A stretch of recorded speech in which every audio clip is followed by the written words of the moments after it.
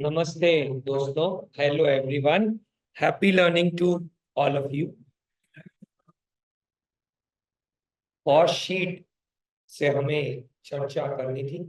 हमारे कॉस्टिंग के पहले लेक्चर में हमने सारे चैप्टर्स का एक ओवरव्यू कवर किया था, जैसे कि जॉब कॉस्टिंग क्या होती है, बैच कॉस्टिंग क्या होती है, यूनिट कॉस्टिंग क्या होती है, प्रोसेस कॉस्टिंग क्या होती है, सर्विस कॉस्टिंग क्या होती है, बजट क्यों जरूरी होता है बनाना, बजट का रिव्यू स्टैंडर्ड कॉस्टिंग में हम किया करते हैं, मार्जिनल कॉस्टिंग क्या होता है, एंड उसके अलावा हमने थोड़ा मैनेजमेंट अकाउंटिंग के ऊपर भी देखा था कि कब ऑर्डर करना है, कितना ऑर्डर करना है, कैसे ऑर्डर करना है मटेरियल्स, और कौन सी स्ट्रैटेजी लागू करनी है लेबर के रिलेटेड, और ओवरहेड्स मतलब जो इनडायरेक्ट खर्चे हैं उनको कैसे हम लोग इनडायरेक्ट खर्चों को जो है वो हमारे प्रोडक्ट पे बांटने की प्रक्रिया देखेंगे।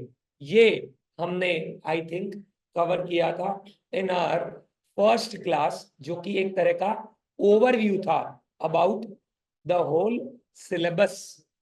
अब थोड़ा स्पेसिफिक हो जाते हैं, और जैसा कि मैंने आपको फर्स्ट क्लास में भी बताया था कि ये जो कॉस्ट शीट का चैप्टर है, ये एक तरीके से हमारे लिए पूरे सब्जेक्ट की डिक्शनरी, फिर से रिपीट कर रहा हूं, क्या है ये?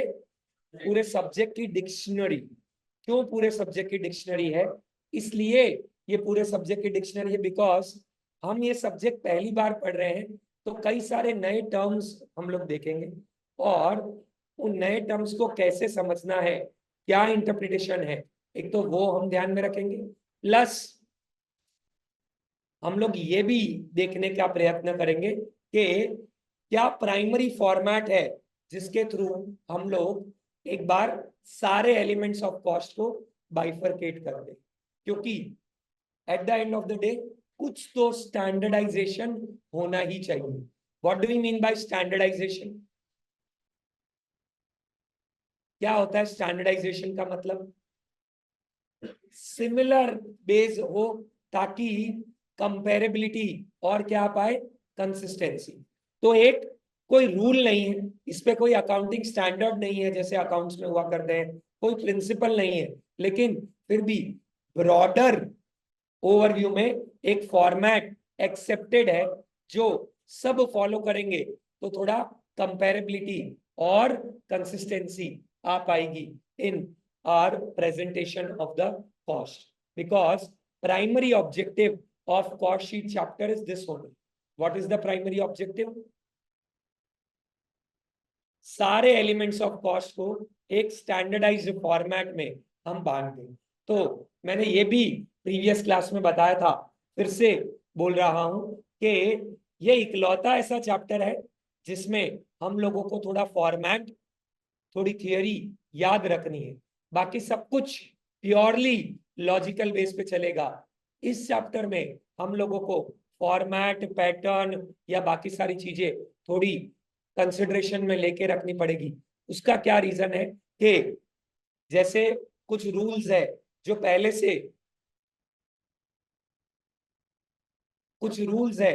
से बनाए हुए हैं, तो वो रूल्स हम फॉलो करेंगे, आप भी फॉलो करेंगे, हमारे प्रीवियस वाले भी फॉलो कर रहे थे, और हमारे बाद वाले भी फॉलो करेंगे।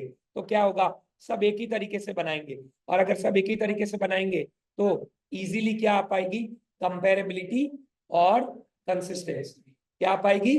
कंपेरेबिलिटी और कंसिस्टेंसी। अब कॉस्ट शीट का जो फॉर्मेट है, वापस क्या, कॉस्ट शीट का जो फॉर्मेट है, वो कॉस्ट शीट का फॉर्मेट प्राइमरली बेस्ड है on various elements of cost, और हम उसको कुछ कुछ मुख्य भागों में बांट देते हैं। जैसे हमारा पहला मुख्य भाग है प्राइम कॉस्ट। क्या है बताइए? पहला मुख्य भाग क्या है हमारा? Prime cost. ये वी नीड टू रिमेंबर, इसलिए भी क्योंकि जिस तरीके से हम लोग बचपन में इंग्लिश से शुरुआत करते थे, तो हमने कुछ रूल्स याद रखे थे या हमने अल्फाबेट्स याद रखे थे A to Z तक या A to Z तक, ठीक है। सिमिलरली जब हम 11th स्टैंडर्ड में आए थे तो हमने कुछ अकाउंट्स के रूल्स याद रखे थे, डिपेंडिंग आप मॉडर्न के थ्रू गए थे या फिर ट्रेडिशनल के थ्रू। तो रियल, पर्सनल, नॉमिनल, ठीक है। Debit what comes in, credit what goes out, debit the receiver, credit the giver, debit all expenses and losses, credit all incomes and gains. या फिर AED, LIC, asset expense drawing, बढ़े तो debit करते हैं, कम हो तो क्रेडिट करते हैं। लाइबिलिटी इनकम कैपिटल बढ़े तो क्रेडिट करते हैं, कम हो तो। ऐसे कुछ स्टैंडर्डाइज फॉर्मेट और रूल्स यहाँ पे भी, जिसमें बहुत ज्यादा दिमाग नहीं, हम लोगों को पैटर्न ध्यान में रखें। तो जैसा कि मैंने पहले कहा था, फिर से रिपीट कर रहा हूं, ये इकलौती ऐसी चीज है जो हम थोड़ी याद रखेंगे सब, बाकी सब कुछ प्योरली ऑन लॉजिकल अंडरस्टैंडिंग चलेगा।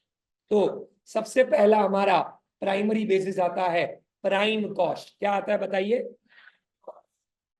Prime cost.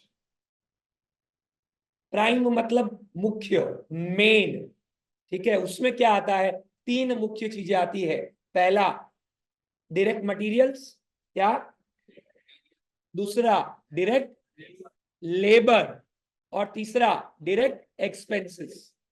तीसरा डायरेक्ट एक्सपेंसेस, वापस साथ में ध्यान में रखेंगे। पहला डायरेक्ट मटेरियल, दूसरा डायरेक्ट लेबर, तीसरा डायरेक्ट एक्सपेंसेस। इसका डिटेल्ड बाइफरकेशन में समझाऊंगा, डोंट वरी, बट पहले ब्रॉडर क्लासिफिकेशन हम लोग ध्यान में रखते हैं। तो प्राइम कॉस्ट में क्या तीन चीजें आती है, बोल दीजिए? पहला डायरेक्ट मटेरियल, फिर डायरेक्ट लेबर, फिर डायरेक्ट एक्सपेंसेस। इन तीनों का टोटल क्या बन जाता है? Prime cost. Prime, most important, मुख्य, ठीक है। तो बेसिकली प्राइम कॉस्ट मतलब जो डायरेक्ट चीजें लग रही है वो आ जाती है। जैसे बेंच के एग्जांपल लेते हैं तो उसमें डायरेक्ट मटेरियल क्या होंगे बताइए? Wood, okay, very good. And then steel या अलॉय, आयरन का कोई अलॉय, ठीक है। तो अगर थोड़ा और एक्सपेंसिव में जा रहे हैं तो मे बी स्टील, ठीक है। तो ये डायरेक्ट मटेरियल हो गया। और क्या? स्क्रूज, और क्या? कलर या पॉलिश, ये डायरेक्ट मटेरियल। डायरेक्ट लेबर में क्या होगा? वो बंदा जो उसको माप ले रहा है, कट कर रहा है, मोल्ड कर रहा है, फिट कर रहा है, वो हो गया। और डायरेक्ट एक्सपेंसेस मतलब जो डायरेक्टली आइडेंटिफाइबल है। फैक्ट्री ओवरहेड्स अलग हो गए, क्योंकि ओवरहेड्स मतलब तो क्या होता है? ऊपरी खर्चे, मतलब इनडायरेक्ट खर्चे। मतलब क्या? इनडायरेक्ट खर्चे। लेकिन डायरेक्ट एक्सपेंसेस क्या हो गए? May be carriage inward to bring the materials to your premises, उसके ऊपर का इंश्योरेंस, या ऐसी कोई यूटिलिटी जो डायरेक्टली प्रोडक्ट पे आइडेंटिफाइबल हो, वो किसमें आएगा? हमारा डायरेक्ट एक्सपेंसेस में। जैसे कि हमने कोई स्पेशल मशीन हायर की है जो इन्हीं बेंचेस को बना रही है, तो वो डायरेक्टली आइडेंटिफाइबल। कॉमनली एक मशीन पे सब कुछ नहीं बन रहा, कॉमनली एक मशीन पे सब कुछ नहीं बन रहा।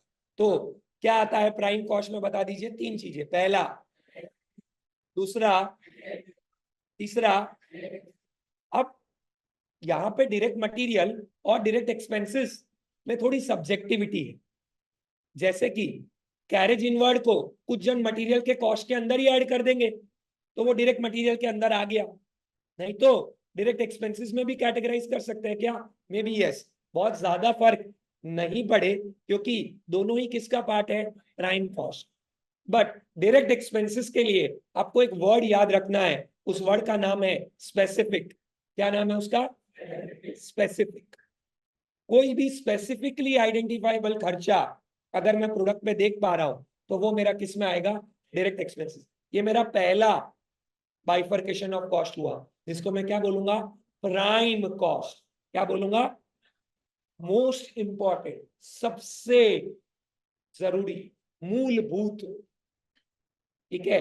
उसको हम लोग क्या बोलेंगे? Prime cost. कितनी चीजें आ रही है उसमें? पहला दूसरा, तीसरा।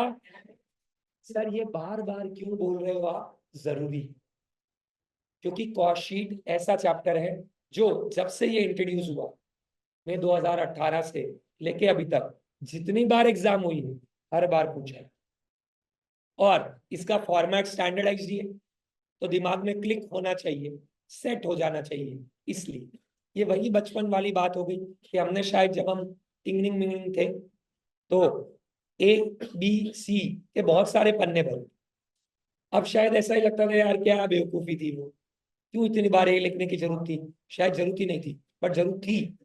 इतनी बार लिखा था तो अभी आज हम कंफर्टेबल हो गए। सेम बार बार मैं फॉर्मेट बताऊंगा तो शायद हम फॉर्मेट के साथ अकस्टम हो गए। प्राइम कॉस्ट के बाद ये डायरेक्ट खर्चे हो गए। डायरेक्ट मतलब जो डायरेक्टली प्रोडक्ट पे विजिबली हम आइडेंटिफाई कर सकते। डायरेक्ट के बाद दूसरा कैटेगरी कौन सा आता है? इनडायरेक्ट। इनडायरेक्ट खर्चों को हम ब्रॉडरली क्या बोलते हैं? ओवरहेड्स। क्या बोलेंगे? ओवरहेड्स। और ओवरहेड्स जो है, और ओवरहेड्स जो है वो तीन अलग अलग लेवल पे हम ब्रॉडरली कैटेगराइज कर सकते। एक फैक्ट्री लेवल पे, कहां पे? फैक्ट्री लेवल पे, उसको हम लोग क्या बोलेंगे? Factory overheads. क्या बोलेंगे? Factory overheads. दूसरा एडमिनिस्ट्रेटिव ऑफिस लेवल पे, और तीसरा selling distribution marketing level. Factory level पे जो ओवरहेड्स लग रहे हैं उसके तीन और नाम है जो याद रखने हैं। पहला फैक्ट्री ओवरहेड्स, दूसरा वर्क्स ओवरहेड्स, तीसरा मैन्युफैक्चरिंग ओवरहेड्स, चौथा प्रोडक्शन ओवरहेड्स। फिर से, पहला, दूसरा, तीसरा, चौथा प्रोडक्शन।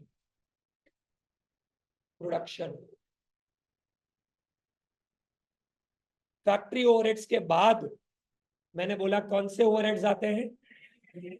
Administrative overhead. और उसके बाद कौन से आते हैं? लेकिन बीच में अलग अलग लेवल ऑफ इन्वेंट्री को भी ध्यान में। कंपनीज एक्ट शेड्यूल 3 पार्ट 1 याद करो, बैलेंस शीट का फॉर्मेट, नॉन करंट एसेट्स, और नीचे क्या आता है? करंट एसेट्स में कैटेगरी क्या होती है? इन्वेंट्री से। इन्वेंट्री में अगर आप देखोगे तो एक क्या होता था? Stock of raw material. एक क्या होता था? Stock of WIP। और एक क्या होता था? Stock of finish goods. याद है ऐसा? उसको इससे कनेक्ट कर। जो रॉ मटेरियल के स्टॉक है वो डायरेक्ट मटेरियल लेवल पे सल्टा देना चाहिए। जैसे बेंच बना रहे हैं, फिर से एग्जांपल लूं अगर बेंच का, तो बेंच का रॉ मटेरियल क्या होगा? शीट्स होगी बड़ी बड़ी, और रॉड्स होंगे। तो कुछ ओपनिंग स्टॉक में मटेरियल पड़े होंगे, कुछ मैंने खरीदे होंगे, और क्लोजिंग में कुछ बच गए होंगे। तो रॉ मटेरियल कंज्यूम्ड ही तो मेरा डायरेक्ट मटेरियल है, जो कि क्या हो जाएगा? Opening stock of raw material plus minus, very good, opening stock of raw material plus minus closing stock of. तो रॉ मटेरियल का स्टॉक तो ऊपर आ गया। बोलिए, अब फैक्ट्री ओवरहेड ऐड करने के बाद फैक्ट्री पे अनफिनिश गुड्स रहते हैं, तो यहां पे कौन सा आएगा? Stock of WIP। क्या आएगा? Stock of WIP। वापस बोल रहा हूं, क्या आएगा? Stock of WIP। तो फैक्ट्री ओवरहेड्स ऐड किए, उसके बाद opening stock of WIP add कर देंगे। क्या माइनस कर देंगे? Closing stock of W। क्या माइनस कर देंगे? Closing stock of W। तो उसको हम लोग क्या बोलेंगे? Manufacturing cost, factory cost, manufacturing cost, factory cost, works cost. क्या हो जाएगा? Works cost. उसके बाद ये जो बीच में अभी बता रहा हूं वो मैं फॉर्मेट आपको दिखाऊंगा। जानबूझ के पहले मैं मेमोरी पावर थोड़ा स्ट्रॉन्ग कराने की कोशिश करूं। फैक्ट्री कॉस्ट के बाद नेक्स्ट कौन से ओवरहेड्स बोले थे? एडमिनिस्ट्रेटिव। Administrative overheads. लेकिन बीच में एक सेगमेंट आता है जिसको मैं जनरली बोलता हूं 4 एडिशन 1 डिडक्शन। क्या बोलेंगे? फिर से क्या बोलेंगे? 4 एडिशन। ये कुछ ऐसा हो गया जो एडमिनिस्ट्रेटिव लेवल से पहले कॉस्ट ऑफ प्रोडक्शन में आ जाना चाहिए। जैसे कि मैंने आपको प्रीवियस जो हमारा इंट्रोडक्टरी लेक्चर था उसमें लैपटॉप का एग्जांपल दिया था। मैंने उसमें एक वर्ड यूज किया था, रिसर्च एंड डेवलपमेंट कॉस्ट। याद है? अब हो सकता है ना कि कुछ कॉमन रिसर्च लग रही हो हमारी, जिसमें से इस प्रोडक्ट पे कितनी रिसर्च जानी चाहिए वो हमने अलग से डाल दिया। तो 4 एडिशन में पहला एडिशन किसका है? Research and development cost. दूसरा कौन सा है? Primary packing cost. कौन सा है? Primary packing cost. Sir primary packing क्या हो गई वो समझाइए। प्राइमरी पैकिंग सेकेंडरी पैकिंग अलग अलग होगी। मैं बनाता हूं आचार, ठीक है? हमारा आचार और विचार वैसे तो अच्छे और नेक होने चाहिए, ठीक है? लेकिन अभी मैं खाने वाली अचार की बात कर रहा हूं, ठीक है? अभी थोड़ा बारिश का मौसम चल रहा, तो आप देखोगे कि सपोज आपने 100 किलो का अचार बनाया और उसको आपने सोचा जब बिकेगा तब बिकेगा, तब तक एक बड़े कंटेनर में पड़ा है। तो अगर जो थोड़ा बहुत केमिस्ट्री जिन्होंने पढ़ा, वो केमिस्ट्री नहीं, केमिस्ट्री जिन्होंने अच्छे से पढ़ा है उन्होंने देखा होगा कि अचार के कुछ जो रॉ मटेरियल्स हैं वो इन्वायरमेंट से क्या करेंगे? रिएक्ट करेंगे। और थोड़े दिनों बाद अगर आपने उसको खुला छोड़ दिया तो आप क्या देखोगे? उसमें खराब हो जाए, खराब हो जाए, एडिबल नहीं रहेगा। तो प्राइमरी पैकिंग कॉस्ट ऐसा होगा कि हमने क्या किया, 5-5 kg के, 10-10 kg के बड़े एयर टाइट कंटेनर्स ले लिए और उसमें उसको पैक करके रख दिया। ये बेचने के लिए है क्या? नहीं, ये हमारे प्रोडक्ट को ओरिजिनल फॉर्म में रिटेन करने के लिए। क्या है ये? हमारे प्रोडक्ट को ओरिजिनल फॉर्म में रिटेन करने के लिए। तो 4 एडिशन 1 डिडक्शन में पहला क्या बताया था, बताइए? Research and development cost. दूसरा क्या बताया, बताइए? Primary packing cost. Sir secondary packing क्या होता है? नीचे आएगा, सेलिंग एंड डिस्ट्रीब्यूशन के लिए जरूरी होता है। बट इसी एग्जांपल को कंटिन्यू करूं तो इस आचार को जब मैं आधा आधा किलो, 250-250 ग्राम के छोटे डब्बों में पैक कर दूंगा तो मेरा सेकेंडरी पैकिंग, वो बेचने के लिए जरूरी है। बट प्राइमरी पैकिंग क्या था? जो उसके ओरिजिनल नेचर को रिटेन करने के लिए जरूरी था। तीसरा एडिशन है हमारा administrative overhead related to production. क्या?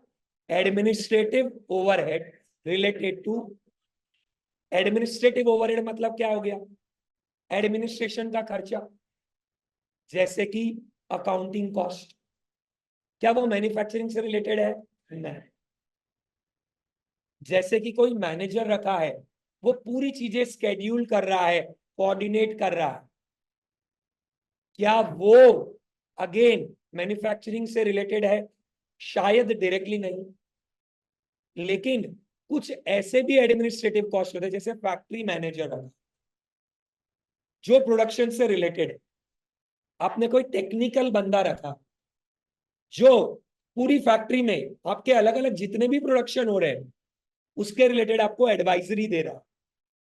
ऐसे खर्चे, क्या वो आके कुछ बना रहा है? नहीं, उसको हम एडवाइजरी कॉस्ट ही दे रहे हैं, तो एक तरह का एडमिनिस्ट्रेशन खर्चा ही हो गया। But that is related to production, that is related to what? Production. And चौथा है क्वालिटी कंट्रोल कॉस्ट। क्या नाम है? QCC मतलब प्रोडक्ट लगभग बन गया, बट अगर बड़ी कंपनीज की बात करें तो उन लोगों का एक स्टैंडर्ड क्वालिटी कंट्रोल चेक होता है, जैसे कि फोन। अब क्या होगा, इसका कोई वेट नक्की किया हुआ, 210 ग्राम, 190 ग्राम, 120 ग्राम, डिपेंडिंग कैसा फोन है। अब जब एग्जैक्ट इसकी स्पेसिफिकेशन से बनेगा, हो सकता है कभी कोई मटेरियल में थोड़ी ऊंच नीच हो गई, जिसके कारण इसका वेटेज 135 ग्राम हो गया, होना चाहिए था 120 ग्राम, 15 ग्राम एक्स्ट्रा हो गया। अगर ये मार्केट में पहुंच गया, हो सकता है सोशल मीडिया पे सब धमा चौकड़ी, boycott this, boycott this, boycott this, ऐसा ट्रेंड शुरू हो। ये तो बोलते 120 ग्राम है, ये 135 ग्राम। तो quality control cost is basically what, कि वो प्रोडक्शन सही हुआ है कि नहीं हुआ, उसके लिए कुछ चेक्स लगाएंगे हम लोग, और उसका चेक कोई सेटिस्फाई नहीं करेगा तो क्या हो जाएगा, वो रिफर्बिशमेंट के लिए चला जाए।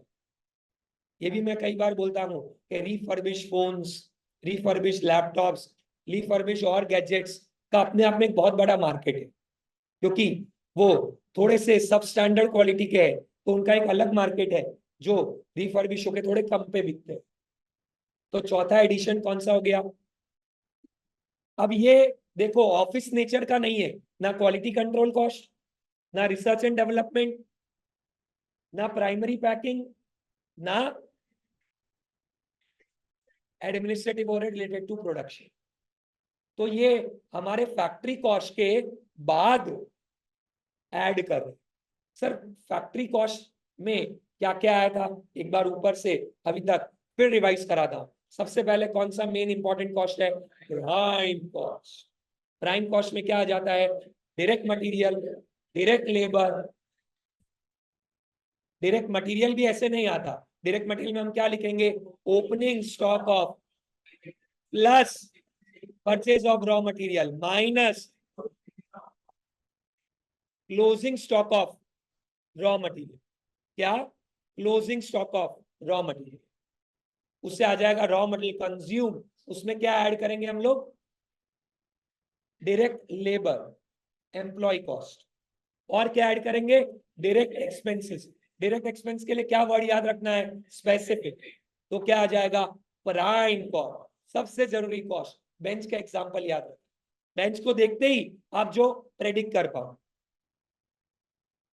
उसके बाद क्या आ जाएगा, इनडायरेक्ट खर्चों की बारी, क्योंकि डायरेक्ट तो आ गए। इनडायरेक्ट खर्चों में क्या क्या आएगा बोलिए। सबसे पहले ओवरहेड्स। ओवरहेड्स कौन से नेचर के सबसे पहले भिड़ेंगे, factory overheads.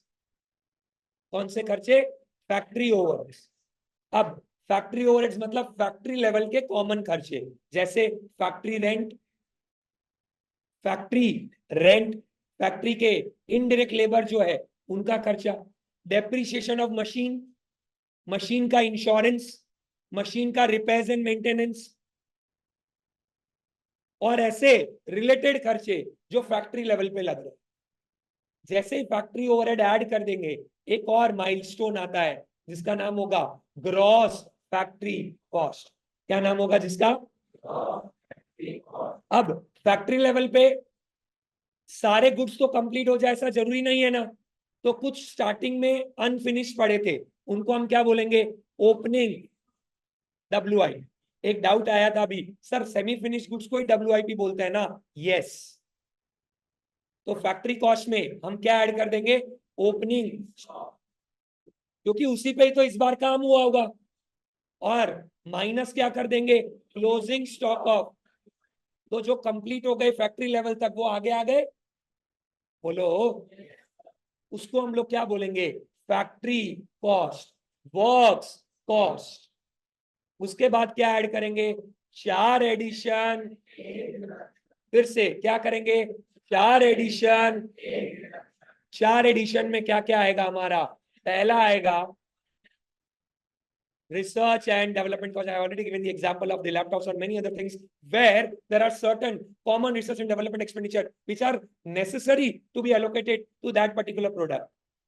That is basically what research and development cost. उसके बाद क्या ऐड करेंगे, QCC, क्वालिटी कंट्रोल कॉस्ट। उसके बाद प्राइमरी पैकिंग। आपके विचार में आपको क्या याद रखना है? आचार, ठीक है, उसके एग्जाम्पल के लिए। और चौथा है हमारा administrative overhead related to production, मतलब मैनेजरियल और एडमिनिस्ट्रेटिव नेचर का ही है, पर प्रोडक्शन से डायरेक्टली एसोसिएट कर सकते हैं, तो बहुत सम में बहुत डायरेक्ट हिंट होगा। जैसे consultancy cost paid for improving the production process in general, ऐसा। या कभी कभी तो नाम से ही दे देंगे सीधा, क्या नाम से? Administrative overhead related to production. तो 4 एडिशन हो गई है। कौन कौन से एडिशन हुए बोलिए?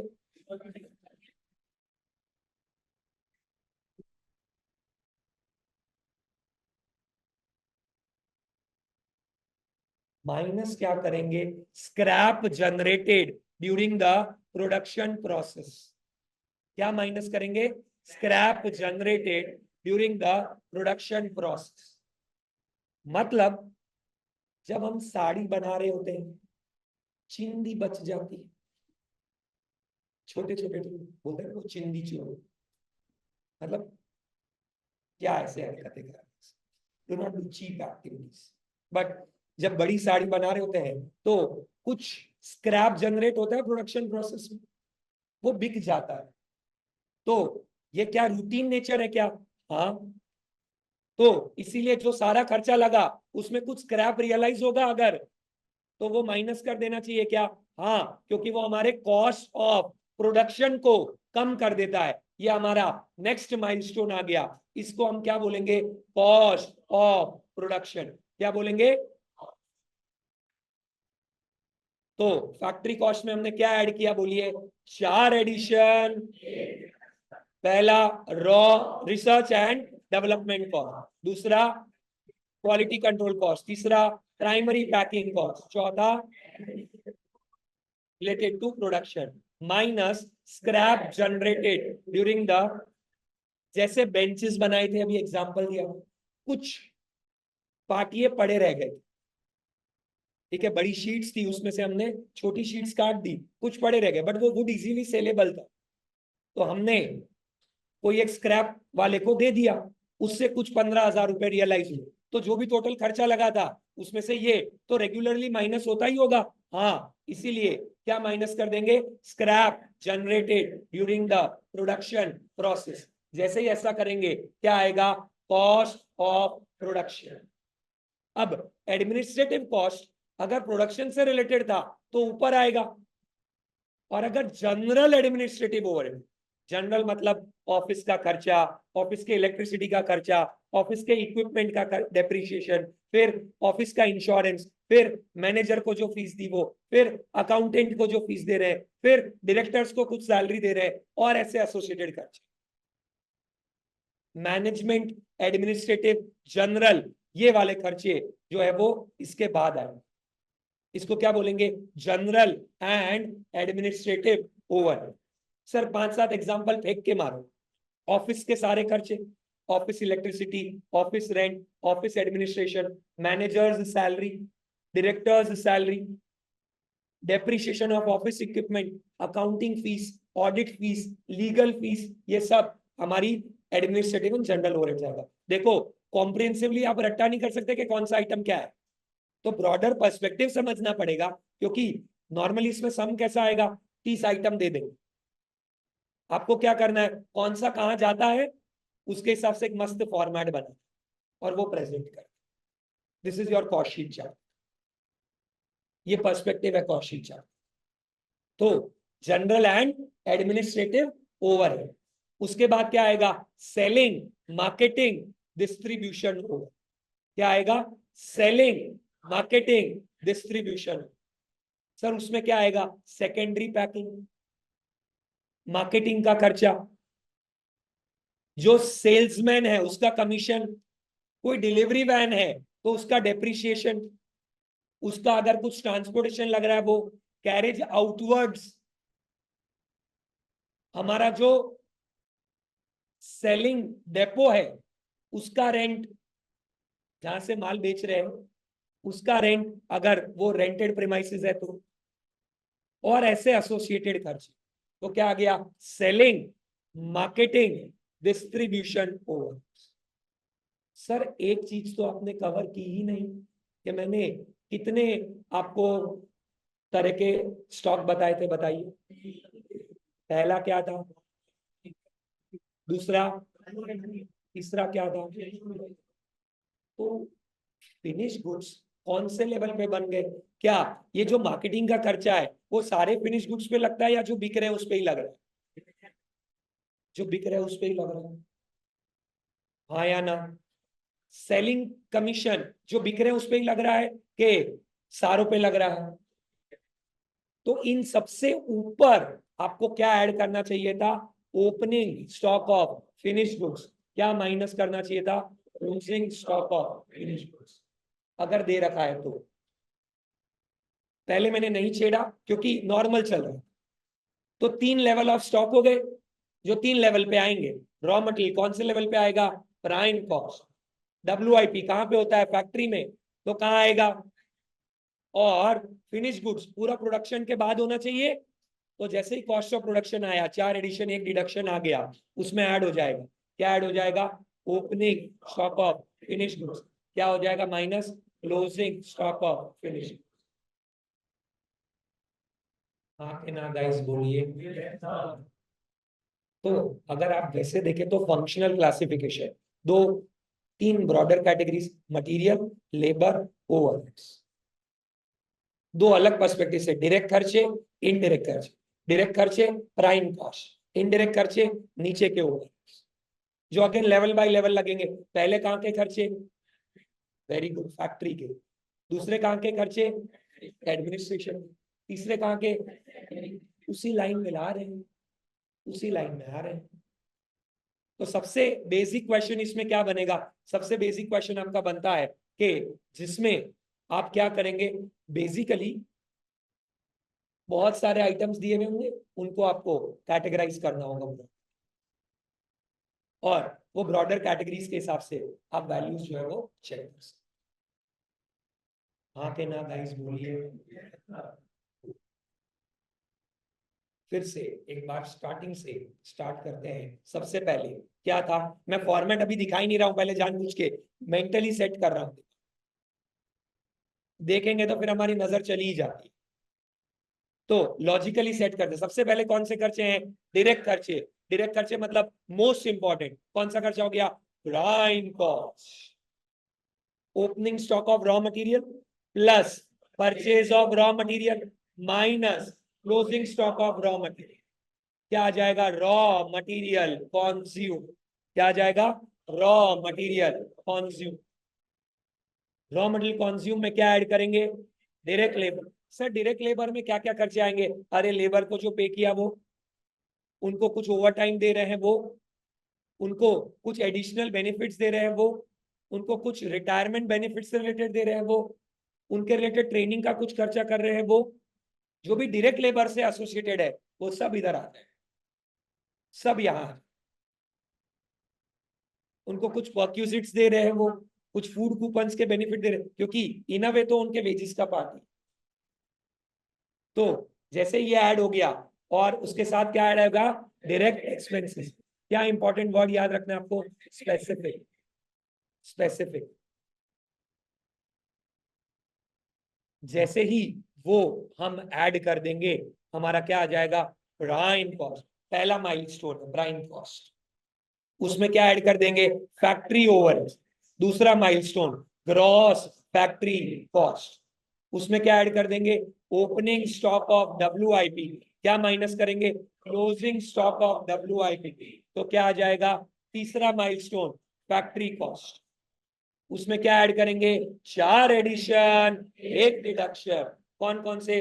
Research and development cost, primary packing cost, quality control cost, administrative overhead related to production. और डिडक्शन क्या है? Scrap generated during the production process.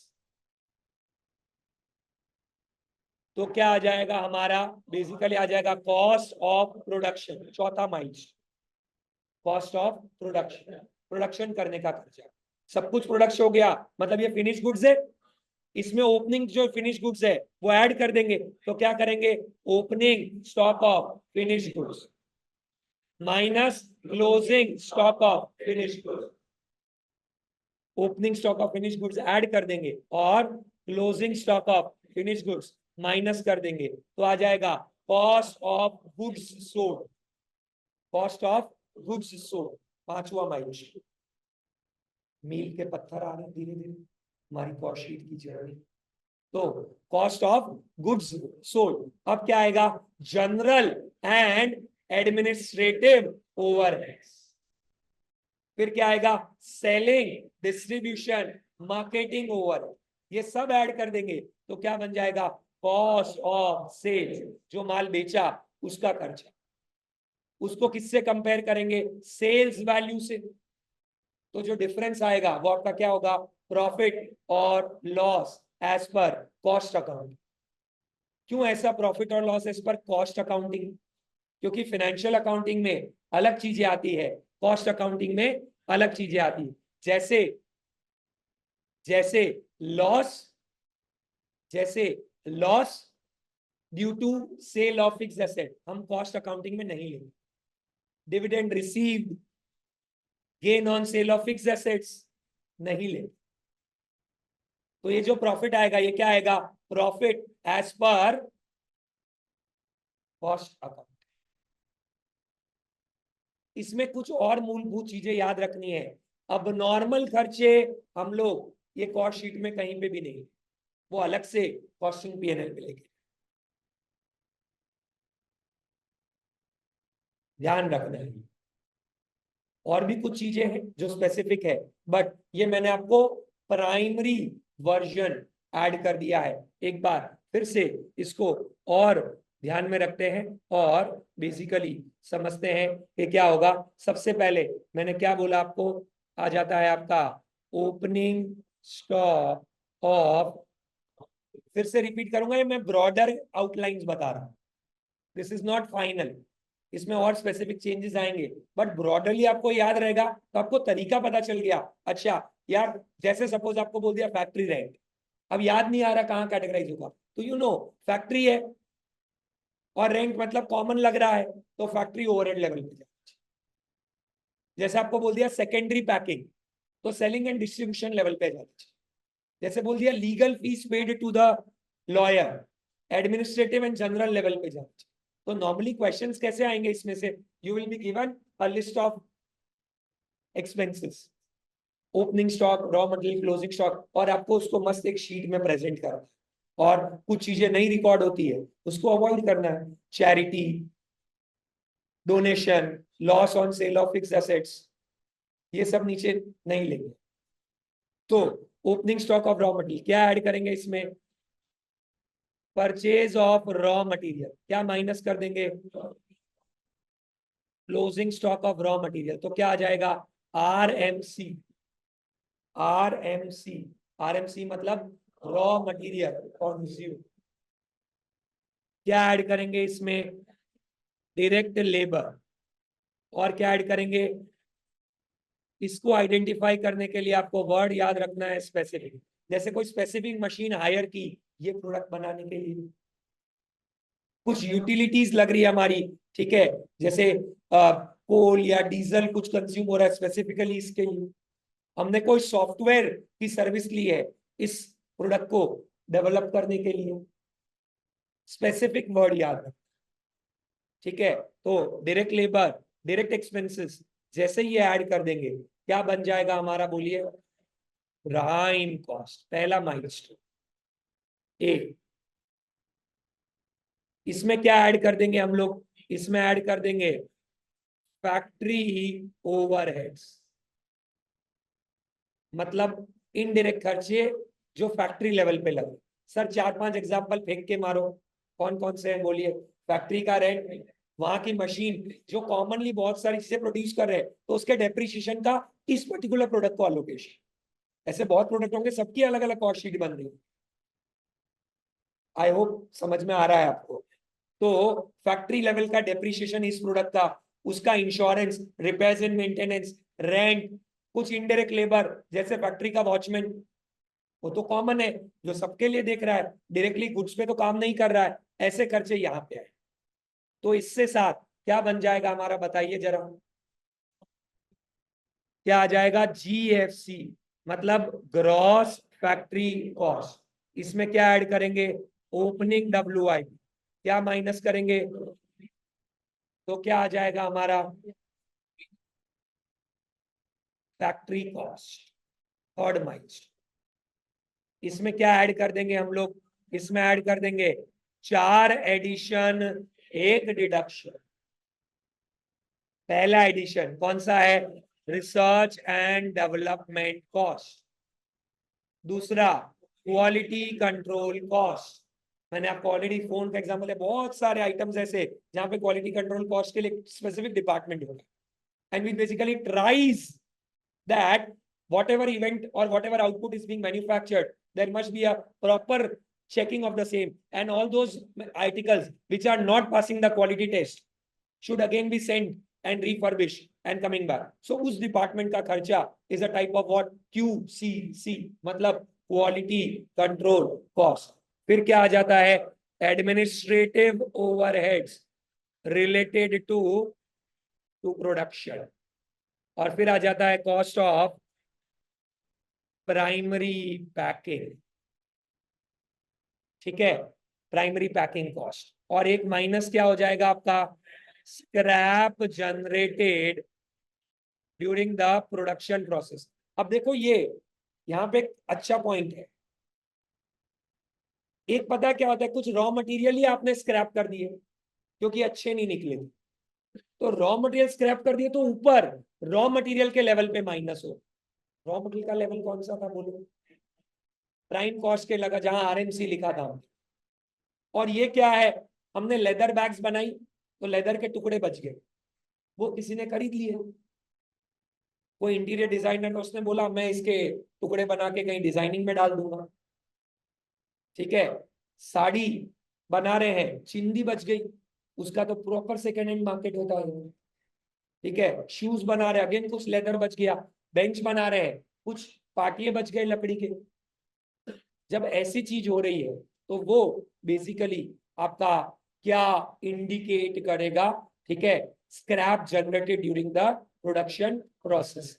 जैसे ही इसको हम लोग ऐड कर देंगे तो हमारा डी पॉइंट आ जाएगा। क्या होगा D point, cost of production. क्या आ जाएगा, cost of production. Cost of production में फिर हमारा बेस आएगा पहला क्या, general and administrative overheads. Oh sorry my bad, ठीक है, अच्छा याद दिलाया आपने, क्योंकि यहाँ पे तीसरा लेवल ऑफ स्टॉक तो बच ही गया। क्या आ जाएगा, opening stock of finish goods minus क्या कर देंगे, closing stock of finish goods. तो क्या आ जाएगा बच्चा लोग, कॉस्ट ऑफ गुड्स सोल्ड। और अब हमारा आएगा plus administrative and general over.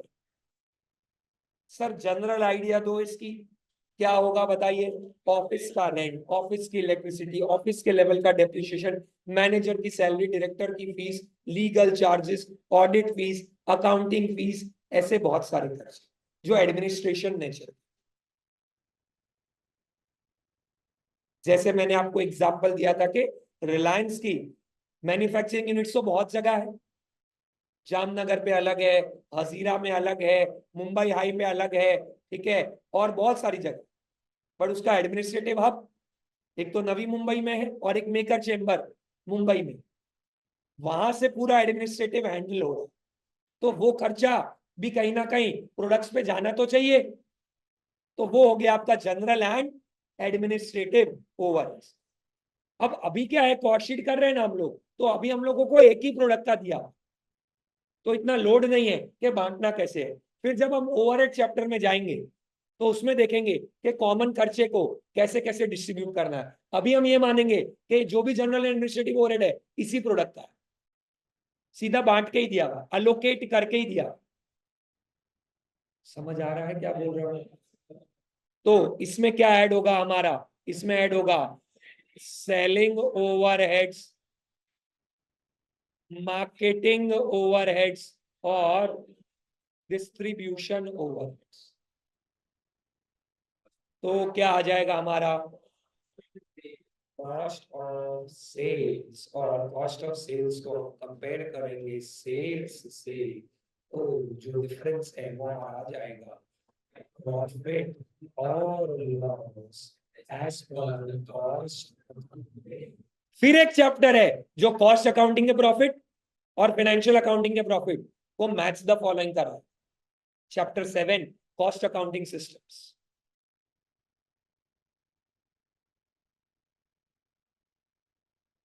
अभी ऐसा आपके मन में बहुत सारी चीजें आ सकती है कि सर ये कहाँ जाएगा, ये जब मैं पूरा फॉर्मेट बताऊंगा सारा कवर करूं। जैसे एक सवाल आया अभी क्या कि सर एम्प्लॉयज प्रोविडेंट फंड हमने जो दिया वो किधर जाना चाहिए। सिंपल रूल, जो ऊपर डायरेक्ट लेबर से रिलेटेड अगर मैंने कुछ प्रोविडेंट फंड भरा है तो वो कहाँ जाएगा, डायरेक्ट लेबर। और अगर हमने इनडायरेक्ट लेबर से रिलेटेड कुछ ईपीएफ भरा है, जैसे कुछ सैलरी दी है मैनेजर को, उसका भी पीएफ जा रहा है, तो वो कहाँ जाएगा, जनरल एडमिनिस्ट्रेशन। फैक्ट्री लेवल पे कोई है, फैक्ट्री का सुपरवाइजर, उसके लिए कुछ भरा है तो उधर जाएगा। क्वेश्चन में डिटेल मेंशन होती है क्या, यस। जैसे आपको बोला हुआ ईपीएफ एम्प्लॉयज प्रोविडेंट फंड पर लिख देंगे रिलेटेड टू डायरेक्ट लेबर, तो डायरेक्ट लेबर में ले जाओ। रिलेटेड टू फैक्ट्री सुपरवाइजर तो फैक्ट्री ओवरहेड में ले जाओ। रिलेटेड टू एडमिनिस्ट्रेटिव एम्प्लॉयज तो जनरल एडमिनिस्ट्रेटिव। हाँ या ना बोलिए। और एक और सवाल आया कि सर फिनिश गुड्स कभी डिस्ट्रॉय हो गए तो क्या करेंगे, नेचर चेक करेंगे कि क्या रूटीन में इतना वेस्टेज होता ही है, तो नॉर्मल लॉस हो गया वो। नॉर्मल लॉस को कौन बेयर करता है, आपने जो है इसको सीए फाउंडेशन में कंसाइनमेंट में देखा हुआ है, कौन बेयर करता है, गुड यूनिट्स। ठीक है, गुड यूनिट्स। और अगर ये अब नॉर्मल नेचर का है तो क्या होगा, आना ही नहीं चाहिए, वो आएगा ही नहीं। तो इसको कैसे वर्क करेंगे आएगा आगे क्वेश्चन में, बट थोड़ा हिंट बताऊं तो जैसे कि सपोज हमारे कुछ, वैसे फिनिश गुड्स हमेशा अबनॉर्मल कारण के कारण ही डिस्ट्रॉय हो, रॉ मटेरियल में वेस्टेज हो सकता है, तो उसको हमेशा कौन बेयर कर लेगा, गुड यूनिट्स। कैसे, आपने ओपनिंग स्टॉक लिया, परचेज लिया, अब जो वेस्टेज हुआ क्लोजिंग स्टॉक कमी माइनस कर रहे हो तो अपने आप गुड यूनिट्स ने उसको बेयर कर लिया। समझ आ रहा है क्या बोलना चाह रहा हूं, फिनिश गुड्स का वेस्टेज हुआ है तो वो अलग से कॉस्टिंग पीएनएल में जाना चाहिए, तो यहाँ पे जितनी वैल्यू है वो इधर से अलग से हम माइनस कर देंगे टोटल खर्चे में से, क्योंकि अगर हमने यहाँ पे ले लिया कॉस्ट शीट के अंदर मतलब जो गुड यूनिट है वो बेयर कर रही है, वो तो नहीं होना चाहिए, बिकॉज कोई भी तरह का एबनॉर्मल खर्चा कॉस्ट शीट के अंदर नहीं शुरू, क्योंकि नॉर्मली यूनिट्स को मैन्युफैक्चर करने के लिए कितना बनना चाहिए वही हम लोगों को। तो ये हमारा प्राइमरी बेसिस या बाइफरकेशन हुआ जो हम लोगों को नॉर्मली कॉस्ट शीट के लिए ध्यान में रखना है। और अब आपका एक नॉर्मल क्वेश्चन आता भी कैसे है, कुछ इसी तरीके से। क्या आएगा, आपको बहुत सारे आइटम्स दे देंगे और बहुत सारे आइटम्स को आपको कहीं ना कहीं क्लासिफाई, फिर उससे एक लेवल और एडवांस जहां पे आपको स्टॉक की वैल्यूएशन भी करो, और उससे एक लेवल और एडवांस जहां पे रिवर्स वर्किंग में जाना, आपको क्लोजिंग वैल्यूज दे देंगे, वहां से रॉ मटेरियल के वैल्यू। ये 3 तरह के क्वेश्चन।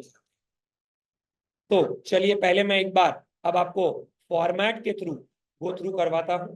ठीक है, ये हमारा स्टेटमेंट ऑफ कॉस्ट शीट एक प्राइमरी बेसिस हुआ। इसमें आप देख सकते हो तो 2 चीज बनाई गई है, एक टोटल कॉस्ट का कॉलम है और एक कॉस्ट पर यूनिट का भी कॉलम।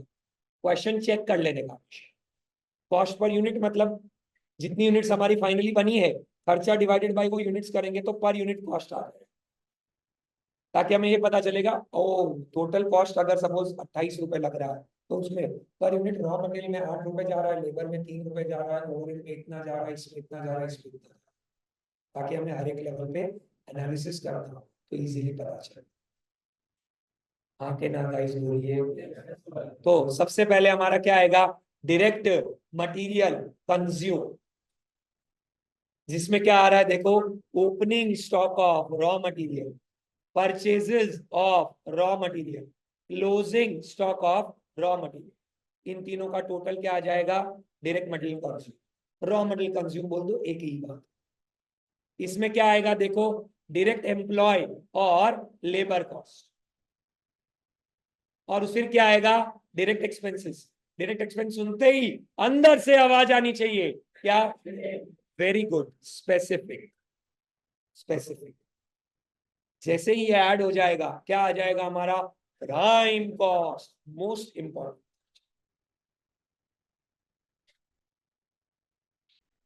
ये हम लोग प्रोडक्ट्स की बात ज्यादा करें, सर्विसेज होगा तो एक और चैप्टर है सर्विस कॉस्ट शीट, तब उसकी कॉस्ट शीट कैसे बनती होगी, क्योंकि उसमें रॉ मटेरियल तो आएंगे ही नहीं, तो थोड़ा अलग तरीके से रिप्रेजेंटेशन।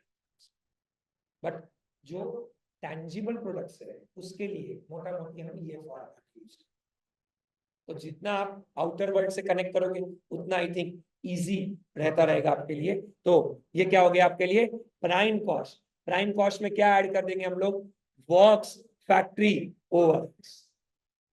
तो ये हमारा सेकंड माइलस्टोन आ गया। क्या है इस माइलस्टोन का नाम, ग्रॉस फैक्ट्री कॉस्ट या gross works cost. Factory level पे कौन सा स्टॉक होता है, रॉ मटेरियल का के सेमी फिनिश्ड, तो क्या ऐड करेंगे इसमें, ओपनिंग WIP, क्या माइनस करेंगे, क्लोजिंग WIP। तो हमारा क्या आ जाएगा, वर्क्स ऑब्लिक फैक्ट्री कॉस्ट। क्या आना चाहिए उसके बाद, 4 एडिशन। पहला क्या है, क्वालिटी कंट्रोल कॉस्ट, फिर रिसर्च एंड डेवलपमेंट, फिर एडमिनिस्ट्रेटिव ओवरहेड, याद रखना रिलेटिंग टू प्रोडक्शन। जनरल है तो कहां जाएगा, नीचे। फिर आपका आ जाएगा प्राइमरी पैकिंग, और डिडक्शन क्या है, credit for recovery, scrap, by product, miscellaneous, कुछ भी ना। जैसे ये माइनस हुआ, क्या आ गया, कॉस्ट ऑफ प्रोडक्शन। गुड्स पूरे बन गए हैं अभी, हाँ, कुछ पुराने भी तो पड़े होंगे, opening stock of finish goods, क्या माइनस कर देंगे, closing stock of finish goods. एक और माइलस्टोन आ गया, cost of goods sold. General administrative overheads add कर दिए, मार्केटिंग ओवरहेड्स ऐड कर दिए, सेलिंग ओवरहेड्स ऐड कर दिए, डिस्ट्रीब्यूशन ओवरहेड्स ऐड, क्या आ गया है,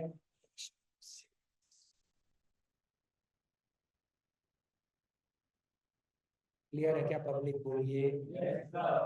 ये फिक्स्ड फॉर्म, और इसमें हम लोगों को डिटेल्ड नोटिंग दी हुई होगी, जैसे कि देखो ये दिया, इसमें क्या है, मटेरियल में क्या क्या आएगा, लेबर में क्या क्या आएगा, डायरेक्ट एक्सपेंस में क्या क्या आएगा, पढ़ेंगे।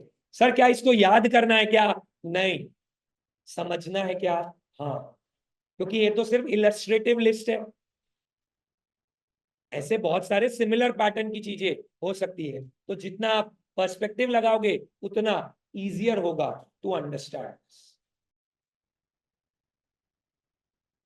फॉर्मेट क्लियर है क्या सबको, बोलो, बोलिए एक बार फिर से, ठीक है, बिना देखे कोशिश करते हैं ध्यान में रखने की। सबसे पहले कहां से शुरू करेंगे, बोलिए,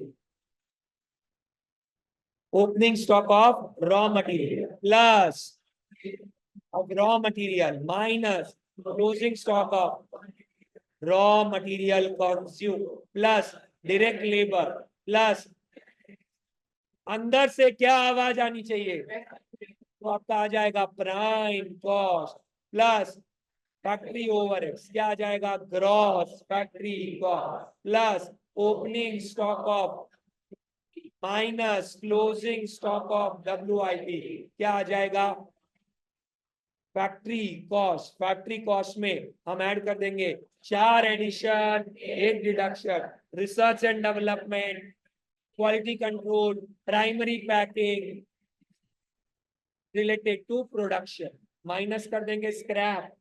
कौन सा स्क्रैप, रॉ मटेरियल का, के प्रोडक्शन प्रोसेस में जो जनरेट हुआ, रॉ मटेरियल का स्क्रैप ऊपर माइनस, क्या आ जाएगा, कॉस्ट ऑफ प्रोडक्शन। प्रोडक्शन मतलब गुड्स पूरे बन गए, क्या ऐड होगा, तीसरा तरह का stock, opening stock of finished goods minus closing stock of finished goods, क्या आ जाएगा, goods sold. Cost of goods sold और कॉस्ट ऑफ सेल्स में क्या डिफरेंस होता है, ओवरहेड्स। कौन से, administrative, general, selling, distribution, marketing, ये पांचों ऐड कर दो तो क्या आ जाएगा, कॉस्ट ऑफ सेल्स को किससे कंपेयर करेंगे, सेल वैल्यू, तो आपका आ जाएगा profit as per cost of. Clear है क्या गाइस, बोलिए बोलिए, ओके ग्रेट। तो अब थोड़ी सी डिटेलिंग समझते हैं। वैसे मेजर खर्चे ऐसे हैं जो आप 11वीं 12वीं और फाउंडेशन में समझ के आए हुए हैं, लेकिन कहीं कहीं पे आई थिंक थोड़ा एक्सप्लेनेशन की रिक्वायरमेंट रहेगी, मैं मार्किंग भी कराऊंगा सो दैट आप मार्क करते रहे। ये प्राइम कॉस्ट के 3 बाइफरकेशन थे ना, कौन कौन से, पहला बोलो, पहला कौन सा था, डायरेक्ट मटेरियल्स, तो आरएमसी था हमारा, ठीक है। तो इसमें क्या आएगा, जैसा कि मैंने थोड़ी देर पहले बोला था कि भी ये स्कूल ऑफ थॉट है। एक स्कूल ऑफ थॉट है कि कैरेज इनवर्ड को हम लोग डायरेक्ट एक्सपेंस में पकड़े, एक स्कूल ऑफ थॉट है क्यों ना कैरेज इनवर्ड को जो रॉ मटेरियल खरीदे हैं उसी में ऐड करें। तो रॉ मटेरियल खरीदने के कॉस्ट में क्या क्या चीजें ऐड हो सकती है, एक तो मटेरियल का खुद का कॉस्ट, हाँ के ना बोलिए, फिर और क्या होगा, कैरेज इनवर्ड, हाँ या ना, फिर उसको सप्लायर से हमारे यहां तक लाने के लिए जब हमारा, वो तो कैरेज इनवर्ड हो गया, ट्रांसपोर्टेशन, तो इंश्योरेंस भी करवाना है। अगर रास्ते में खुदा ना खास्ता कुछ प्रॉब्लम हो गई तो काफी बड़ा नुकसान हो जाएगा, वो नहीं हो, इसलिए क्या होगा, insurance and related expenditure that is related to, attributable to procurement of the goods. अच्छा ऐसा हो सकता है ना, हमको क्वांटिटी डिस्काउंट मिल रहा है तो वो क्या कर देंगे, माइनस। हम इंपोर्ट कर रहे हैं तो कस्टम ड्यूटी पे कर रहे हैं, वो क्या हो जाएगा, ऐड। हम जीएसटी पे कर रहे हैं, वो क्या हो जाएगा, रुक जाओ।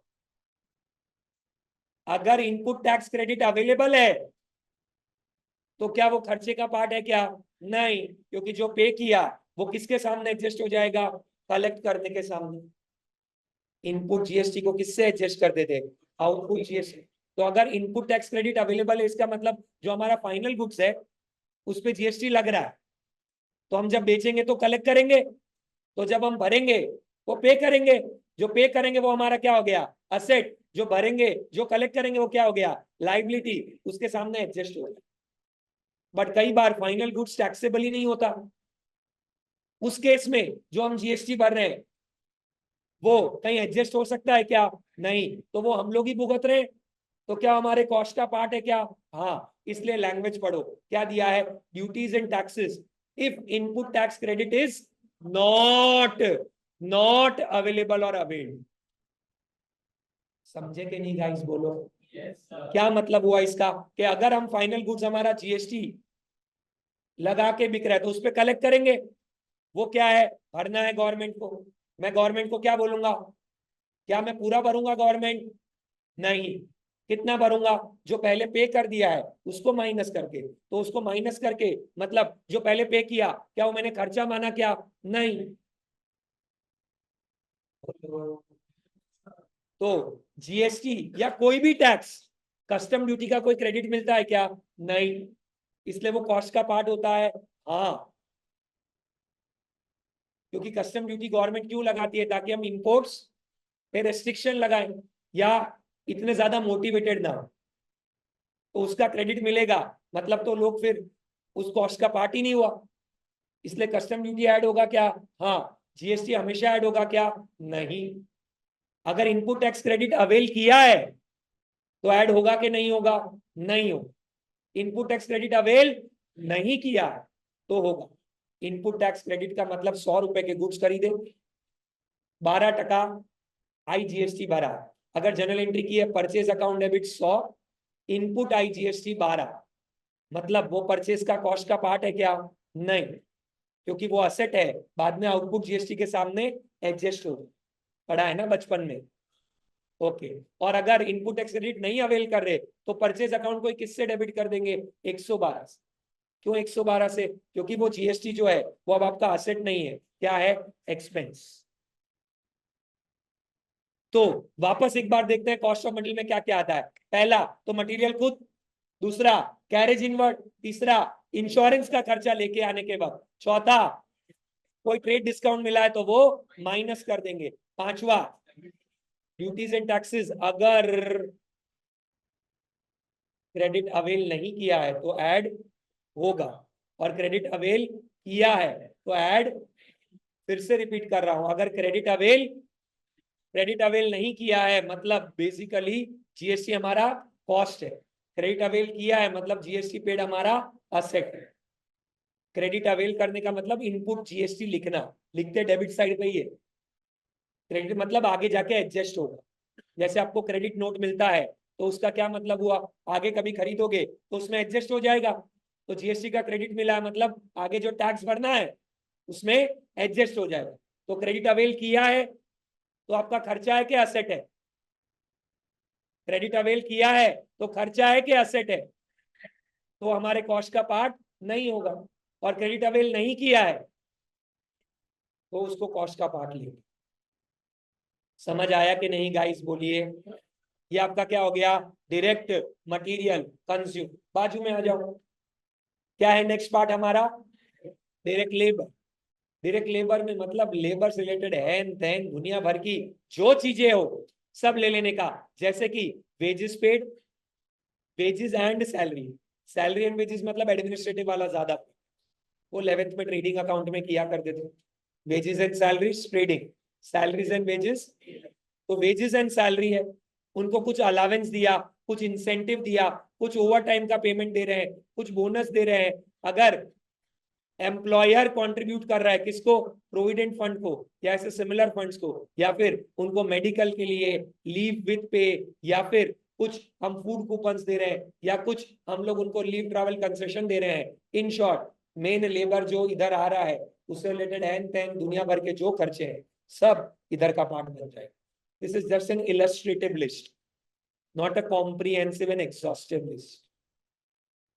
मतलब this is only for representation purpose, actual में कुछ कुछ और चीजें भी हो सकती है। तो वेजेस में क्या आएगा? वेजेस उससे रिलेटेड इंसेंटिव, कुछ ओवर टाइम किया तो वो बोनस है तो वो, ग्रेचुइटी पे कर रहे हैं तो वो, प्रोविडेंट फंड में एम्प्लॉयर का कंट्रीब्यूशन है तो वो, ऐसे सिमिलर फंड में कुछ और कंट्रीब्यूशन है तो वो, और मेडिकल या लीव विद पे या लीव ट्रैवल कंसेशन या फूड कूपन्स या फिर कुछ रिटायरमेंट बेनिफिट्स का कुछ भी पेमेंट कर रहे तो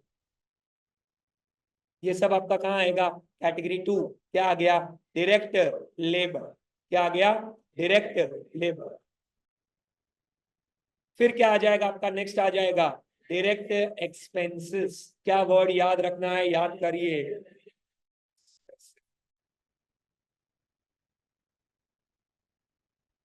अभी डायरेक्ट एक्सपेंसेस और फैक्ट्री ओवरहेड्स है ना, वो थोड़े थोड़े ओवरलैप होते हैं, क्योंकि डायरेक्ट एक्सपेंसेस भी लग तो फैक्ट्री लेवल पे ही लग रहे हैं, पर अगर जनरल लग रहे हैं, जैसे एक ही मशीन है जो जनरल है तो नीचे आएगा ओवरहेड्स, पर कोई स्पेसिफिक मशीन इसी प्रोडक्ट के लिए हायर की है और उसका रेंट दे रहे हो तो वो कहाँ आएगा?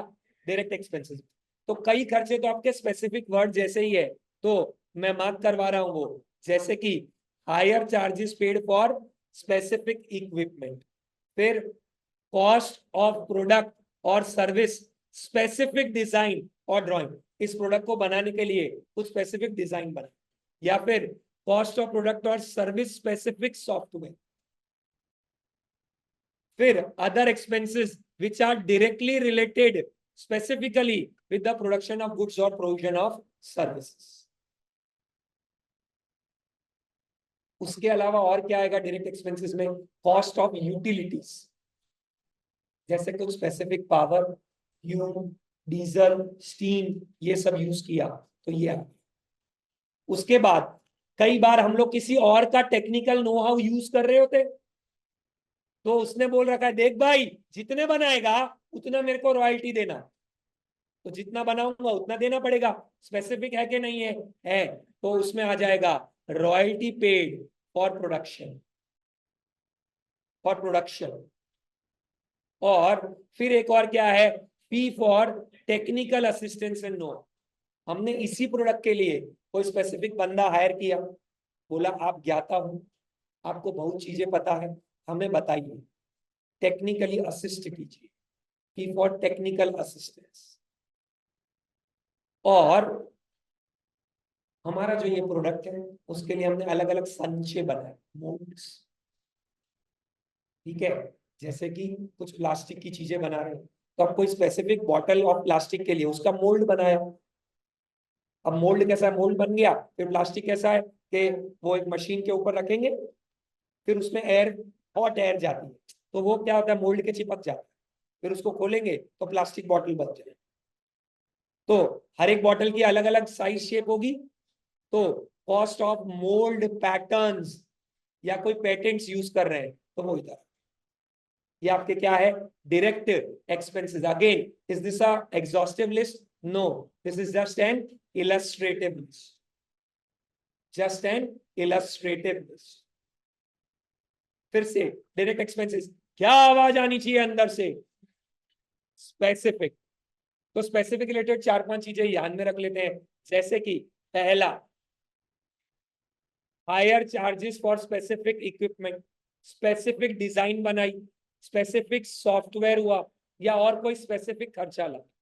उसके अलावा रॉयल्टी पेड, जितना बनाओगे उतना चुकाना पड़ेगा, तो royalty paid. Cost of utilities, power, fuel, diesel, steam, वो सब हो गया।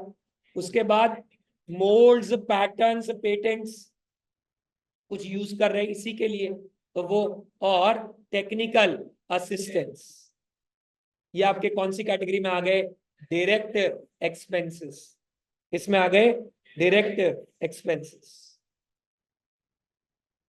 हाँ या ना। तो फिर से direct material consume, direct labour और डायरेक्ट एक्सपेंसेस, ये तीनों का टोटल मारेंगे तो क्या बन जाएगा, प्राइम। क्या ऐड होता है उसमें बताइए, फैक्ट्री ओवर। अब फैक्ट्री और ऊपर में मोटा मोटी सिमिलर नेचर के ही खर्चे हैं, बट फैक्ट्री का क्या कॉमन चीज है, प्रोडक्ट स्पेसिफिक नहीं है, तो वो पहले तो थोड़ी कॉमन सेंस वाली लग लेते हैं, जैसे depreciation of factory machinery, insurance of factory machinery, repairs and maintenance of factory machinery. Yes और नो बोलिए, बोलो। उसके अलावा फैक्ट्री में कुछ अलग अलग रूम होते हैं, जैसे टूल रूम, जहां पे अलग अलग टूल्स रखते हैं, pollution control department, engineering room, maintenance room, तो उसके खर्चे, क्योंकि वो तो एक कॉमन ही होगा सारे के लिए। यस और नो बोलिए।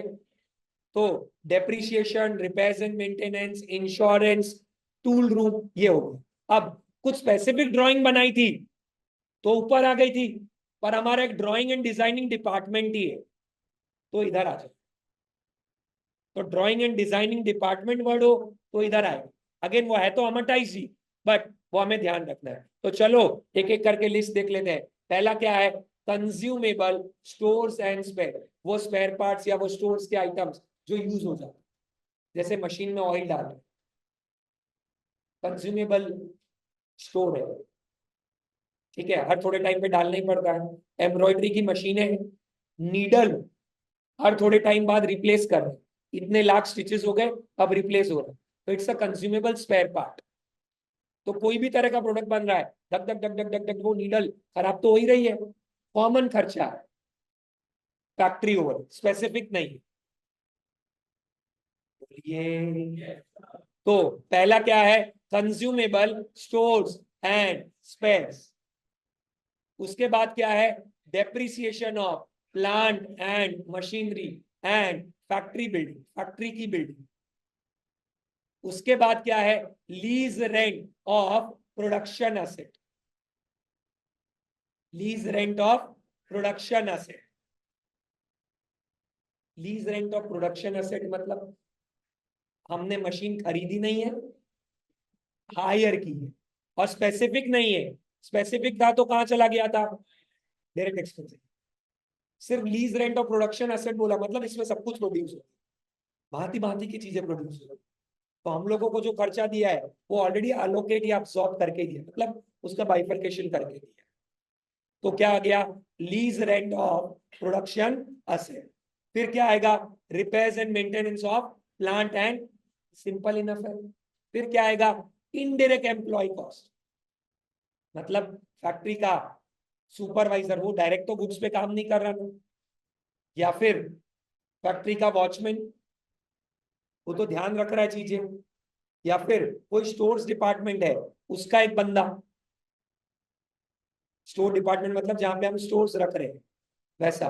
उसके बाद drawing and designing department cost, उसके बाद insurance of plant and machinery, raw material का स्टॉक, WIP का स्टॉक, उसके बाद amortise cost of jigs, fixtures, tooling. ये क्या है, बेसिकली बहुत सारे टूल्स होते हैं, जैसे कुछ अलग अलग पेचिए हमने रख रखे मशीन को ठीक करने के, तो इस प्रोडक्ट पे जितना उसका अमर्टाइजेशन जा रहा है वो हमने ले लिया। अमर्टाइजेशन मतलब बांटना। फिर और क्या हो गया, कुछ डिपार्टमेंट ही होते हैं फैक्ट्री में, जैसे कौन कौन से department, tool room, engineering, maintenance, pollution. ये अभी दिखने में बहुत सिंपल लगता है, बट जब बहुत आइटम्स आते हैं ना तो कंफ्यूजन होता है। तो इसीलिए इसको ध्यान में रखो तो ज्यादा बेटर रहेगा, क्योंकि डायरेक्ट बैठे यहाँ से, ये इंस्टीट्यूट के द्वारा दी गई लिस्ट है जो बैठी पूछती है। तो बेसिकली क्या आ जाएगा, पहला कंज्यूमेबल स्टोर्स एंड स्पेयर्स, जो स्पेयर पार्ट, नीडल का एग्जांपल दिया, मशीन में ऑयल का एग्जांपल दिया, वो याद रखना। फिर depreciation of plant and machinery, factory की बिल्डिंग। फिर lease rent of production asset, फिर इंश्योरेंस का खर्चा उससे रिलेटेड, फिर इनडायरेक्ट एम्प्लॉइज, फिर ड्राइंग एंड डिजाइनिंग डिपार्टमेंट का पूरा खर्चा। डिपार्टमेंट तो एक और भी था, कौन सा, टूल रूम, पॉल्यूशन कंट्रोल, उन सबके डिपार्टमेंट का खर्चा। फिर जिग्स, फिक्सचर्स, टूल्स है उनका अमर्टाइज कॉस्ट। इतनी चीजें है। और एक और चीज, indirect employee cost. Direct employee cost कहां गया था, ऊपर। इनडायरेक्ट एम्प्लॉय कॉस्ट कहां आया था, नीचे। मोटा मोटी तो कॉस्ट हो गया, क्योंकि नीचे वाले खर्चे तो आप बचपन से पढ़ रहे हैं, आपको बहुत अच्छे से पता है, यही थोड़े टेक्निकल थे। जैसे ही फैक्ट्री ओवरहेड ऐड हुआ, क्या आ गया बोलिए, ग्रॉस फैक्ट्री कॉस्ट। क्या ऐड करेंगे इसमें, ओपनिंग WIP। क्या माइनस करेंगे, तो क्या आ जाएगा, फैक्ट्री कॉस्ट। उसके बाद 4 एडिक्शन तो स्पेसिफिक ही है, उसमें कोई दिमाग नहीं लगाना, सीधे दिए हुए होंगे। क्या माइनस करेंगे, क्रेडिट फॉर रिकवरीज, मतलब scrap realise during the production process. तो आपका क्या आ गया, कॉस्ट ऑफ प्रोडक्शन। क्या ऐड करेंगे इसमें, अगर हम देखें तो opening stock of finish goods. क्या माइनस करेंगे, closing stock of finish goods. और फिर क्या है आपके, जनरल एडमिनिस्ट्रेटिव ओवरहेड। सर इनके नाम ये रहे थे, डेप्रिसिएशन किसका, ऑफिस बिल्डिंग का, ऑफिस फर्नीचर का, जनरल मैनेजमेंट, एडमिनिस्ट्रेटिव एम्प्लॉय की सैलरी, अकाउंटेंट की सैलरी, डायरेक्टर की सैलरी, सेक्रेटरी की salary, rent, rate and taxes, insurance office के, इनडायरेक्ट मटेरियल जैसे कि प्रिंटिंग का खर्चा, ऑफिस की supply, legal charge, audit fees, corporate office expenses like director को फीस या रेम्यूनरेशन या कुछ मीटिंग के एक्सपेंस दिए तो। इजीली अंडरस्टैंडेबल है ना, बोलिए गाइस। ये क्या हो गया आपका, administrative overheads. Selling and distribution तो और बहुत सिंपल है, कुछ ध्यान ही नहीं रखना, जैसे कि salary and wages, sales department, sales department का रेंट, डेप्रिसिएशन, मेंटेनेंस कॉस्ट। कुछ स्पेसिफिक एडवर्टीजमेंट का खर्चा है, वेबसाइट से रिलेटेड, ऑनलाइन सेल्स से रिलेटेड, मार्केटिंग रिसर्च से रिलेटेड, वो सब का खर्चा। और पैकिंग कॉस्ट में क्या हो गया, सेकेंडरी पैकिंग कॉस्ट। कौन सा हो गया, सेकेंडरी पैकिंग कॉस्ट। और बेसिकली डिस्ट्रीब्यूशन ओवरहेड्स में क्या आ जाएगा, ट्रांसपोर्टेशन का खर्चा, डेप्रिसिएशन किसका, जो हमारे व्हीकल्स है उसका, जो हमारी डिलीवरी में जा रहे हैं, या फिर सैलरी एंड वेजेस जो डिस्ट्रीब्यूशन डिपार्टमेंट। ये मैं ऐसा नहीं है कि कुछ पटा रहा हूं इसको, बट ये है ही इतना simple. General administrative selling distribution और अगर आपको कनेक्ट करो तो ये आपके 11th स्टैंडर्ड के पीएनएल के आइटम्स है, क्योंकि ये इनडायरेक्ट खर्चे हैं तो उधर ही जाया करते थे। जैसे ही ये ऐड कर देंगे हमारा क्या आ जाएगा, कॉस्ट ऑफ सेल्स। और कुछ चीजें हमें फाइनली ध्यान में रखनी है, जैसे कोई भी तरह का अबनॉर्मल कॉस्ट वो हम लोग कॉस्ट शीट का या कॉस्ट ऑफ प्रोडक्शन का पार्ट नहीं देंगे। अगर कोई सब्सिडी या ग्रांट मिली है जो हमारे खर्चे को कम कर देती तो हम उस स्पेसिफिक आइटम को वहां एडजस्ट कर देंगे।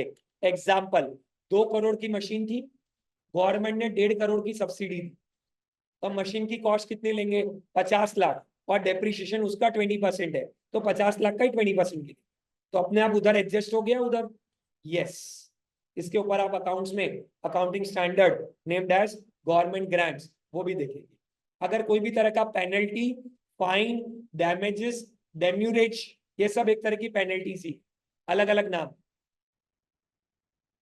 ठीक है। पेनल्टी, फाइन, डैमेजेस, डेम्यूरेज, ये भी मेन कॉस्ट शीट का पार्ट नहीं होता, कहीं दे दिया है आप उसको अवॉइड करें। और एक आता है interest cost. Interest cost cost of production तक कहीं नहीं है, अलग से हम जो लास्ट सेगमेंट है उसमें उसको शो। कई जन ऐसा होता है कि यार इंटरेस्ट खर्चा भी तो प्रोडक्शन से रिलेटेड ही है, गुड्स बनाने के लिए लिया है तो वहां पे आएगा, नहीं, कॉस्ट ऑफ प्रोडक्शन तक इंटरेस्ट कॉस्ट कभी फॉर्म पार्ट नहीं है। इसमें भी हालांकि मल्टीपल स्कूल ऑफ थॉट है।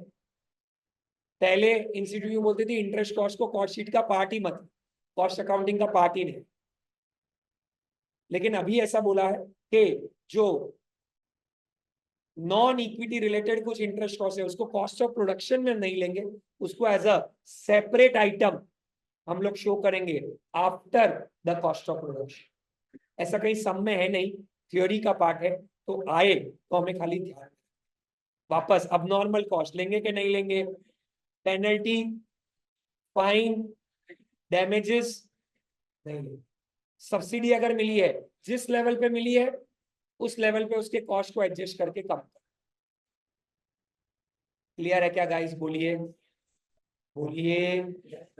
ओके, एक बार फिर से शुरू से देखते हैं। सबसे पहले हमारा क्या आता है, रॉ मटेरियल कंज्यूम। फट फट फट फट देख लेते हैं। रॉ मटेरियल कंज्यूम में हमारा आता है opening stock of raw material plus purchase of raw material minus closing stock of raw material. उसमें हम लोग ऐड कर देते हैं डायरेक्ट लेबर और क्या ऐड कर देते हैं, डायरेक्ट एक्सपेंसेस। तो क्या आ जाएगा, prime cost. Sir direct labour के example, wages and salaries related to that department, उनका एम्प्लॉयज प्रोविडेंट फंड अगर हम दे रहे तो वो, अगर कोई रॉयल्टी दे रहे, रॉयल्टी नहीं, कोई बोनस दे रहे तो वो, कोई ग्रेचुटी दे रहे तो वो, कुछ ओवर टाइम का पेमेंट दे रहे तो वो, और कोई लीव ट्रैवल कंसेशन या कोई भी तरह के एम्प्लॉय बेनिफिट्स दे रहे तो।